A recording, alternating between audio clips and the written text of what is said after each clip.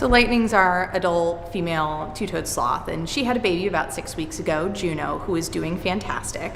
About a week after she had Juno, totally normal birth, we didn't have any concerns, but the keepers noticed that she had passed some placenta material, and we weren't quite sure whether or not she had passed everything, but we noticed the next day that she was feeling really unwell. She was lethargic, she wasn't eating well, the keepers just noticed that she wasn't her normal self. So we took a closer look at her, we did an immobilization, and we found that she had a retained placenta. And the problem with a retained placenta, or having those fetal membranes still in your uterus, is that they can get infected. And it was very clear that it had gotten very infected.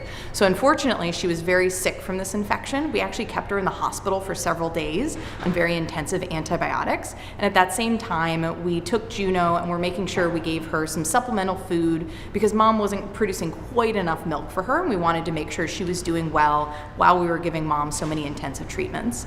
Mom bounced back really well. She started eating again, she was feeling better, she got feistier. She's had a couple ups and downs since then, and right now she's just not eating as well.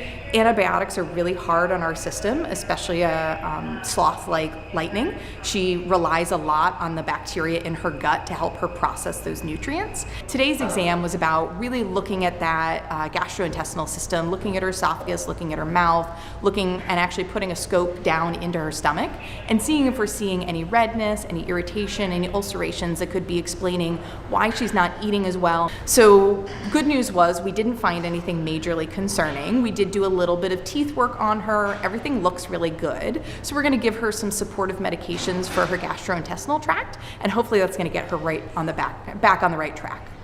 So while mom was anesthetized and asleep, we had Juno separated, and we had her either with an animal caregiver or in an incubator to make sure that she was nice and warm and happy.